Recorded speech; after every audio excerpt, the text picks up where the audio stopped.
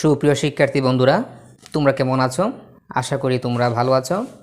আমি শামসুদ্দিন, সহকারী শিক্ষক ভৌত বিজ্ঞান, JK and HK high school and college, Habiganj Sadar online স্কুলের পক্ষ থেকে তোমাদেরকে স্বাগতম। আজকে আমি তোমাদের নবম এবং দশম শ্রেণীর রসায়ন বিজ্ঞান বইয়ের ৪র্থ অধ্যায়ের যে পর্যায় সারণী যে পাঠটা আছে, এই পর্যায় সারণীর পাঠের পর্যায় সারণীতে মৌলের অবস্থান নির্ণয় সম্পর্কে আজকে আলোচনা করব। গত ক্লাসে আমি এই পর্যায় সারণীর এই মৌলসমূহের যে পর্যায় ভিত্তিক এবং গ্রুপ ভিত্তিক ধর্মগুলো নিয়ে আলোচনা করেছিলাম। আজকে আমরা এই পর্যায় সারণীতে মৌলের অবস্থান নিয়ে আলোচনা করব। আমরা নিশ্চয়ই ইলেকট্রন বিন্যাস জানি এবং এগুলো করেছি। তারপরেও আজকে আমরা কিভাবে ইলেকট্রন বিন্যাস করতে হয় তার একটা শর্ট প্রসেসটা আমি দেখিয়ে তারপরে পর্যায় সারণীতে মৌলের অবস্থানটা নির্ণয় করব। আমরা কোনো একটা মৌলের পর্যায় সারণীতে অবস্থান নির্ণয় করার আগে তার ইলেকট্রন বিন্যাসটা করতে হবে। ইলেকট্রন বিন্যাস যদি তোমাদের ধারাবাহিক মনে না থাকে তাহলে এই চার্টটা তোমরা অনুসরণ করতে পারো। এটা কিভাবে মনে রাখবে? প্রথমে আমরা লিখব 1s 2s 3s 4s 5s 6s 7s 8s 8 পর্যন্ত লিখতে পারি অথবা 7s পর্যন্ত আমরা লিখতে পারি।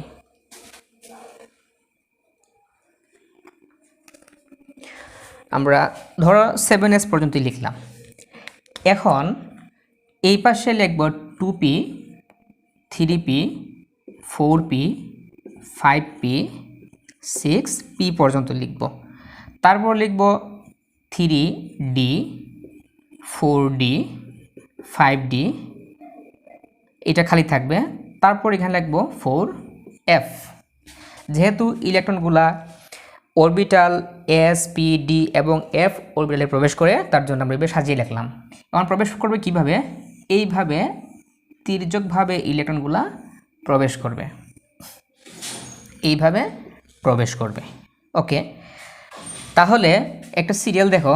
প্রথমে ঢুকলো 1s, তারপরে ঢুকলো 2s, তারপরে ঢুকলো 2p 3s 2p 3s, তারপরে ঢুকলো 3p 4s 3p 4s, তারপরে ঢুকলো 3d,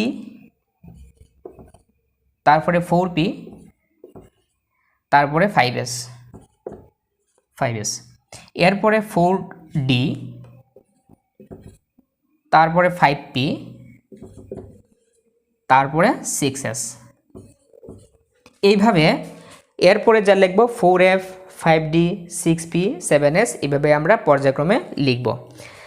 আমরা একটা গত ক্লাসে কিভাবে কয়টা ইলেকট্রন কোন অরবিটালে কতটি ইলেকট্রন ঢুকে সেটা আমরা দেখেছিলাম। যেমন এসে ঢুকে 2টা, পিতে ঢুকে 6টা সর্বোচ্চ, ডিতে ঢুকে 10টা, তাহলে পিতে 6টা। এভাবে আমরা ইলেকট্রনগুলোকে প্রবেশ করাবো। এই হচ্ছে ইলেকট্রন বিন্যাসের সিস্টেমটা। এখন আমরা কিভাবে কোনো একটা নির্দিষ্ট মৌলের জন্য ইলেকট্রনগুলো প্রবেশ করাবো তার জন্য আমরা একটা মৌল নিব। যেমন এটা মিটে ফেলি আমরা, যেহেতু এইটা থেকে আমরা একটা ক্রমিক ধারাবাহিক সিরিয়ালটা কম শক্তি স্তর থেকে আস্তে আস্তে বেশি শক্তি স্তরের দিকে আমরা ইলেকট্রনগুলো নিয়েছি। আর ইলেকট্রনগুলো কম শক্তি স্তর হতে বেশি শক্তি স্তর ইলেকট্রনগুলো প্রবেশ করে, সেটা আমার গত লেকচারের ক্লাসে আমরা এটা পড়েছি। এখন শুধু জাস্ট কীভাবে ইলেকট্রনগুলো প্রবেশ করে সেটাই আমরা দেখাবো। মনে করে একটা মৌল হচ্ছে কত? সোডিয়াম 11। এখন এই সোডিয়াম মৌলটি কোন গ্রুপের মৌল এবং কোন পর্যায়ের মৌল সেটা আমরা ইলেকট্রন বিন্যাস হতে নির্ণয় করতে পারি। তাহলে সোডিয়ামের ইলেকট্রন বিন্যাস করলে আমরা এইভাবে লিখতে পারি 1s 2s 2p 3s 3p। আচ্ছা, আগে প্রবেশ করাই। এসে ঢুকে 2টা, তারপরে ঢুকে 2টা, পিতে ঢুকে 6টা, তাহলে কয়টা হলো? 2 4 6 10টা হয়ে গেল। তার মোট আছে 11টা। তাহলে 11টা থাকলে তার এই একটা রইল বাকি, একটা কোথায় ঢুকবে, পরবর্তী কক্ষপথে ঢুকবে, এই যে এখানে ঢুকবে এসওপি। তাহলে পি আমার 3p লাগতেছে না, সুতরাং 3pটা বাদ দিতে হবে, আমি আর লিখলাম না 3p, বুঝতে পারছো? তাহলে 3p আর দরকার নাই, আমরা 3s পর্যন্তই লিখলাম। আচ্ছা, এখন এই যে ইলেকট্রন বিন্যাস করলাম, এই যে 1 আছে এটা হচ্ছে প্রধান শক্তি স্তর, 2 প্রধান শক্তি স্তর, এতটুকু প্রধান শক্তি স্তর, এইটা প্রধান শক্তি স্তর। তাহলে কয়টা কক্ষপথ?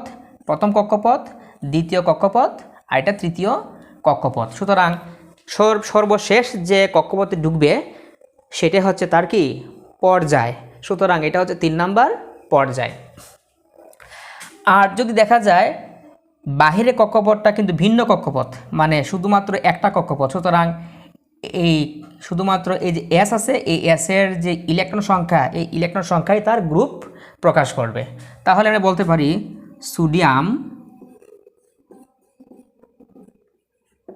সোডিয়াম তৃতীয়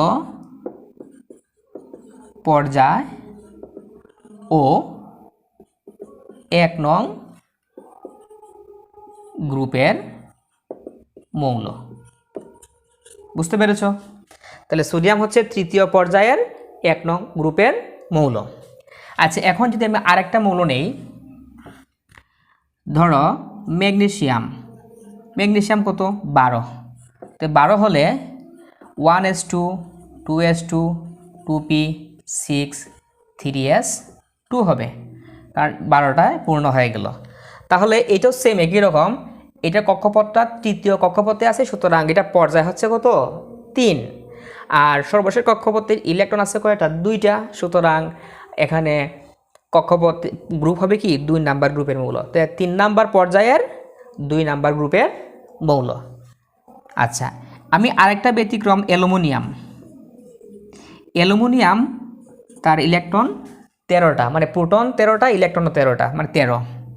তাহলে ইলেকট্রন বিন্যাস করলে কত হবে 1s2 2s2 2p6 3s2, তাহলে এতটুকু কত 10 11 12, আরেকটা থাকে, তাহলে 3s এর পরে কোন ঘর 3p আছে, সুতরাং 3p এখানে লিখলাম। এখন বাকি রইল কয়টা, এখানে 10টা আর 2 12টা, আর একটা বাকি থাকে, 1 লিখলাম এ গ্রুপে।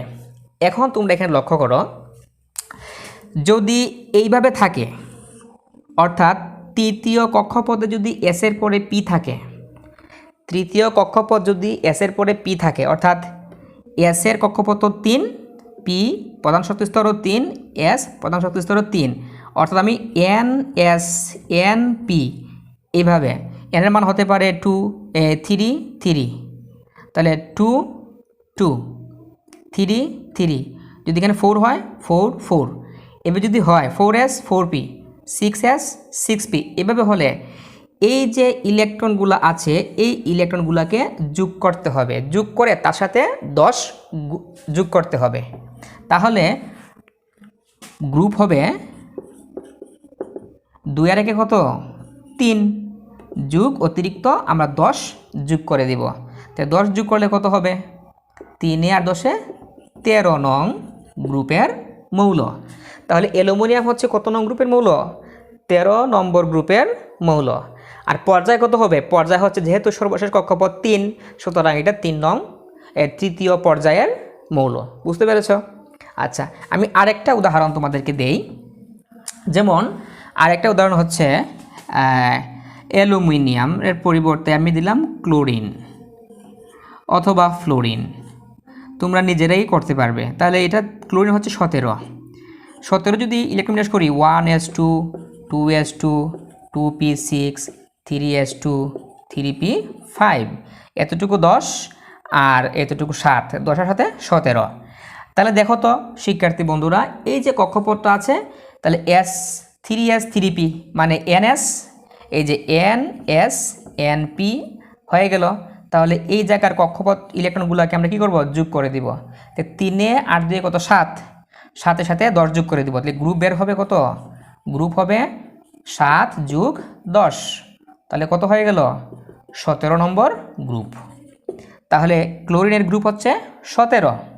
এখন পর্যায় দেখো, সর্বশেষ কক্ষপথে কতটি পর্যায় আছে, মানে 3 নম্বর পর্যায়ে আছে। সুতরাং পর্যায় হচ্ছে কত, পর্যায় হচ্ছে তৃতীয়। তাহলে তৃতীয় পর্যায়ের 17 নম্বর গ্রুপের মৌল। তুমি পর্যায়ের সাথে মিলিয়ে দেখবে 17 নম্বর হচ্ছে সবচেয়ে মানে নিষ্ক্রিয় গ্যাসের আগে, আর এদিকে পর্যায় গণবে 3 নম্বর পর্যায়ে যাবে এদিকে, আর 17 নম্বর পর্যায়ে নামবে নিচের দিকে। তো বাম থেকে ডানে যাবে আর উপর থেকে নিচে নামবে, যেখানে মিলিত হবে সেখানে হবে তার 17 নম্বর গ্রুপের তৃতীয় পর্যায়ের মৌলটা। বুঝতে পেরেছ? আচ্ছা, তাহলে ফ্লোরিনের ক্ষেত্রে কত হবে তোমরা নিশ্চয়ই একটু আন্দাজ করতে পেরেছো। তো ফ্লোরিনের ক্ষেত্রে ইলেকট্রন বিন্যাসটা এইভাবে হবে, এই এতটুকু হবে ফ্লোরিন। ফ্লোরিন কত 9, তো 1s2 2s2 2p। এখন একটু হিসাব করো তো কত বাকি থাকলো 5, তাহলে 5 লিখলাম। তাহলে সেম এই দুইটা যোগ করে তার সাথে 10 যোগ করে দিব, তো 5 আর 2 7, 7 আর 10 17। তো হয়ে গেল কি 17 নং গ্রুপ। তাহলে এইটাও কোন গ্রুপের মৌল, এটা হচ্ছে দ্বিতীয় পর্যায়ের 17 নাম্বার গ্রুপের মৌল। বুঝতে পেরেছ? এইগুলো নিয়ম। আরেকটা মৌল আমি তোমাদেরকে বলি, এটা আমরা কিভাবে নির্ণয় করব। যেমন আয়রন, এফি। আয়রন কত, আয়রন হচ্ছে 26। তাহলে আমরা তো নিশ্চয়ই ইলেকট্রন বিন্যাসের ক্ষেত্রে আমরা দেখেছিলাম কত, প্রথমে 1, এখান নিচ থেকে লিখি 1s2 2s2 2p 6 3s2 3p 6 তারপরে কত আসছে 4s2, তারপরে 3d আসছে। শক্তির ক্রম হিসাব করলে ডি আগে আসে। তাহলে একটু হিসাব করে দেখো তো কত হয়েছে এখানে। 4 আর 6 10, 10-এ আর এখানে 4 আর 6 10, 20 আর এখানে বাকি থাকলো কত 6। তো দ্বিতীয় 10টা আমাকে 6টা প্রবেশ করতে পারবে। তাহলে এই যে 6টা প্রবেশ করলো, এখন দেখো তো শিক্ষার্থী বন্ধুরা, আমি যদি এটাকে সাজাই লিখি তাহলে দেখো গ্রুপের পর্যায়ের ক্ষেত্রে 1-এর পরে 2 আছে, 2-র পরে 3 আছে, 3-র পরে আবার 4 ঢুকে গেল, আবার 3 আসলো, তাহলে 3টাকে সামনে নিয়ে আসবো। তাহলে এইখান থেকে সাজাইলে 2 3s2 3p6 3d 6 4s2 হয়ে গেল। তাহলে একটু খেয়াল করো, যদি আমি ক্রমিকভাবে সাজাই, যদি ডির পরে এস আসে, তাহলে কি করতে হবে, এই ডি এবং এস দুইটা যোগ করে যা হবে তাই হচ্ছে তার গ্রুপের সংখ্যা। তাহলে দেখো তো, তাহলে গ্রুপ কত হবে, গ্রুপ হবে 6 যোগ 2, কত হলো 6 আর 2 7 8 নং গ্রুপের মৌল। পর্যায় কত, পর্যায় হচ্ছে 4, সর্বশেষ কক্ষপথে 4, মানে সর্বশেষ কক্ষপথ হচ্ছে 4। তাহলে পর্যায় কত, পর্যায় লেগে 4 নং পর্যায়, মানে চতুর্থ পর্যায় আমরা এইভাবে লিখব, চতুর্থ পর্যায়। তাহলে শিক্ষার্থী বন্ধুরা, আমি তোমাদের বইয়ের দিকে একটু মিলাই দেখি। আমরা এই যে এতগুলা আমরা নির্ণয় করলাম পর্যায় সারণীতে, দেখো তো এই তোমরা একটু নিশ্চয়ই পর্যায় মিলিয়ে দেখবে। যেহেতু 6 আর 2 কত হলো 8 নং গ্রুপের মৌল। তাহলে আমাদের বইয়ের এই যে দেখতে পাচ্ছ তোমরা, দেখা যায় এই যে এইভাবে যাওয়ার পরে কত আসলো, এই যে 8ম গ্রুপের মৌল আর চতুর্থ পর্যায়, আর এইভাবে গেলাম এদিকে নামলাম, এই যে আয়রন এখানে। বুঝতে পেরেছ? এটা হচ্ছে 8ম গ্রুপের মৌল। তাহলে আমরা এই পদ্ধতিতে বের করতে পারবো। তাহলে অলরেডি আমরা 2টা পদ্ধতি দেখে ফেলেছি, 3টা দেখেছি। তাহলে একটা হচ্ছে শুধুমাত্র NS এইখানে, আরেকটা দেখেছি NS NP, আরেকটা দেখেছি। আচ্ছা, আয়রনটা আমি আবার লিখি। এফির ক্ষেত্রে 1s2 2s2 2p6 3s2 3p6 3d4 4s2। 4s2 3d6, sorry এখানে 6 হবে। আচ্ছা, এই জায়গাটা একটু খেয়াল করো, আমি যদি এর মান এর কক্ষপথ হচ্ছে কত 4, এটাকে যদি আমি n দ্বারা প্রকাশ করি তাহলে ডির কক্ষপথ কত, ডি কোন কক্ষপথে আছে, এটা 3 নম্বর কক্ষপথে আছে নিশ্চয়ই। তাহলে এই যে 3 হবে কি 4 থেকে 1 কম, আমি লিখতে পারি n-1। তাহলে n-1 ডি আর ns যদি এভাবে হয়, বুঝতে পেরেছ, তাহলে আমি লিখতে পারি n-1 ডি আর ns। এইভাবে হলে যদি, তাহলে এস এর আগে কি থাকবে, পি থাকবে। তাহলে যদি এস এর আগে পি থাকে অবশ্যই এস যে কক্ষপথে থাকবে পি থাকবে তার নিচের কক্ষপথে, শুধু এগুলো বাদ দিয়ে দিব, আমরা দরকার নাই। তাহলে এইভাবে থাকলে শুধুমাত্র এস এর ইলেকট্রন সংখ্যাই হচ্ছে তার গ্রুপের সংখ্যা। আর যদি এনপি থাকে তাহলে এই এস এর ইলেকট্রন আর পির ইলেকট্রন যোগ করে তার সাথে 10 যোগ করে দিলে হয়ে যাবে তার গ্রুপের সংখ্যা। আর যদি কোনো মৌলের ইলেকট্রন বিন্যাস লাস্টের কক্ষপথে সর্বশেষ কক্ষপথে সাজানোর পরে এইভাবে দাঁড়ায়, তাহলে শুধুমাত্র ডি এর ইলেকট্রন এবং এস এর ইলেকট্রন যোগ করে দিলেই তার গ্রুপের সংখ্যা বের হবে। বুঝতে পেরেছ? আচ্ছা, অনেক সময় আমরা এই কিছু ব্যতিক্রম ইলেকট্রন বিন্যাস দেখতে পাই।